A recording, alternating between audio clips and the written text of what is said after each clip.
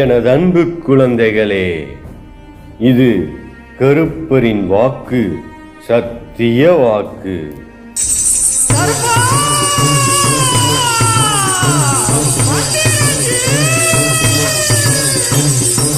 குழந்தைகளே, காலத்தை வீண் செய்யாதீர்கள்.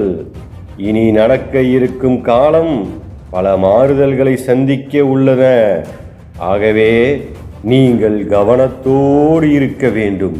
உன் அப்பன் கருப்பனை நினைத்து கொண்டு நீங்கள் எந்த செயல் செய்தாலும் உங்களுக்கு என்றும் நான் துணை இருப்பேன். ஏனென்றால் கருப்பரின் வாக்கு சத்திய வாக்கு.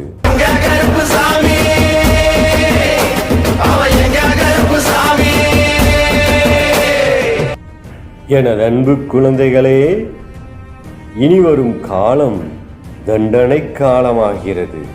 அவற்றிலிருந்து நீங்கள் தப்பித்து வாழ உன் அப்பனாகிய கருப்பனை நீங்கள் நினைத்து அவரிடத்தில் நீங்கள் பரிபூரணமாக சரணடைந்து நீங்கள் செய்யும் செயல் பிற உயிர்களுக்கு பாதிப்பு இல்லாத வகையில் உன் தாய் தந்தையோடு அன்பும் ஆசீர்வாதமும் பெற்று உன் முன்னோர்களின் அருளோடு நீங்கள் வாழும் பொழுது வரும் காலம் தண்டனை காலத்திலிருந்து நீங்கள் பாதுகாக்கப்படுவீர்கள். ஏனென்றால் இது கருப்பரின் வாக்கு, சத்திய வாக்கு.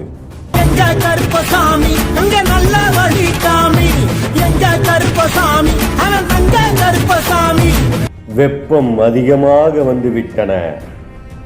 உங்களுக்கு எப்படி இந்த வெப்பத்தை தாங்க முடியவில்லையோ அதேபோல் உங்களது அருகில் இருக்கக்கூடிய மற்ற உயிர்களுக்கும் உணவையும் நீரையும் கொடுத்து அவர்களுக்கு பசியாதி தாகத்தையும் தணிக்கும் பொழுது உங்களுக்கான ஆரோக்கியத்தையும் ஆனந்தத்தையும் இயற்கையாகவே உங்களுக்கு கிடைக்க யாம் உங்களுக்கு துணை இருப்போம் என்பதை மறந்து விடாதீர்கள். நீங்கள் பணம் வைத்திருக்கலாம், இல்லை பொருள் வைத்திருக்கலாம், இல்லை பெரிய பதவியிலும் இருக்கலாம். ஆனால் காலத்தின் தண்டனையிலிருந்து யாரும் தப்பிக்க முடியாது. ஆகவே அழியக்கூடியவற்றில் மனதை நிலைநிறுத்தி வாழ்க்கையை வீணடித்து விடாதீர்கள். உங்களுக்கான வாழ்க்கை, உங்களுக்கான காலம், உங்களுக்கான குடும்பம் என்று இருக்கிறது. அவற்றை நினைத்து உங்களுக்கான வாழ்க்கையை வாழ்வதற்கு நீங்கள் தயாராகுங்கள். அப்பொழுது உன் அப்பனாகிய கருப்பன் உங்களுக்கு துணையிருந்து உங்களை காத்தருள்வான் என்பதை மறந்து விடாதீர்கள்.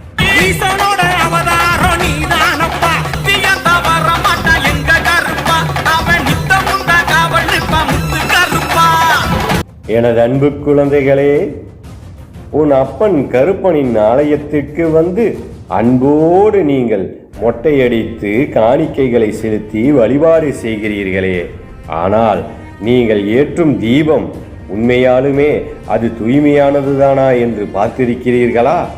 விலங்குகளின் கொழுப்புகளால் செய்யப்பட்ட எதையோ கொண்டு வந்து தீபங்களாக ஏற்றுகிறீர்களே, இது நியாயமா? பால் என்கின்ற பெயரில் கலப்படத்தை கொண்டு வந்து எமக்கு சாற்றுகின்றீர்களே, இதுவும் நியாயமா? என்ன சொல்வது உங்களை? நீங்கள் என்ன செய்வீர்கள்? நீங்கள் வாழும் காலத்தில் நீங்கள் பார்ப்பவை அனைத்தும் கலப்படமாகவே மாறிவிட்டன. அதைதானே நீங்கள் எனக்கும் சாற்றுகிறீர்கள். பரவாயில்லை, என் அன்பு குழந்தைகள் வேண்டும் என்று செய்ய மாட்டார்கள். அவர்கள் அன்போடு செய்வதை நானும் பேரன்போடு ஏற்றுக்கொள்கிறேன். ஆனால் கலப்படத்தை கொடுத்து உங்களை ஏமாற்றியவர்கள் ஒரு காலத்திலும் மன்னிக்க மாட்டார்கள். அவர்களுக்கு தண்டனை என்பது அவர்கள் செய்யும் செயலுக்கேற்றவாறு உடனடியாக கிடைக்கும் காலம் வந்துவிட்டது. ஏனென்றால் இது தண்டனை காலம் என்பதை மறந்து விடாதீர்கள்.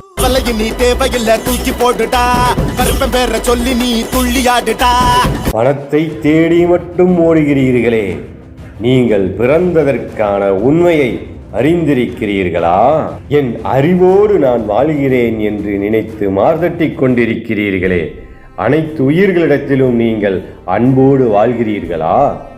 உங்களை பாலூட்டி சோறூட்டி பாதுகாத்து வளர்த்த உங்கள் தாய் தந்தையை நீங்கள் அன்போடும் பண்போடும் பரிவோடும் உங்கள் உயிராக நீங்கள் என்றும் நேசித்திருக்கிறீர்களா? ஓரறிவு உயிர்தானே என்று மரங்களையும் செடி கொடிகளையும் தாவரங்களையும் நீங்கள் நினைத்து கொண்டிருக்கிறீர்களே, அந்த ஓரறிவு என்கின்ற படைப்பின் பேராற்றலாக விளங்கக்கூடிய அந்த தாவரங்கள் இல்லை என்றால் நீங்கள் உயிர் வாழ முடியுமா? சிந்தித்து பாருங்கள். ஒருவேளை நீங்கள் உணவு உண்ண வேண்டும் என்றால் ஓர் உயிராக இருக்கக்கூடிய அந்த தாவரங்கள் இல்லை என்றால் நீங்கள் உயிர் வாழ முடியாது.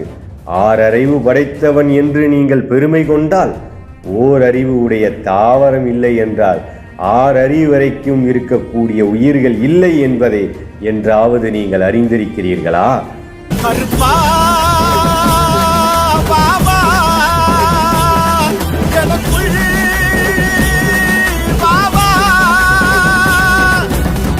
எனதன்பு குழந்தைகளே, மீண்டும் கூறுகிறோம், இது தண்டனை காலம் ஆரம்பம். தண்டனைகளிலிருந்து நீங்கள் தப்பித்து வாழ உன் அப்பன் கருப்பனிடம் சரணடைந்து உங்கள் தாய் தந்தையும் முன்னோர்களையும் வணங்கி அவர்களுடைய அருளை நீங்கள் பெறுவீர்கள் என்றால் இப்பிறப்பில் இருந்து நீங்கள் முழுவதும் எப்பிறப்பிலும் நீங்கள் காக்கப்படுவீர்கள் என்பது உண்மை. ஏனென்றால் இது கருப்பரின் வாக்கு, சத்திய வாக்கு.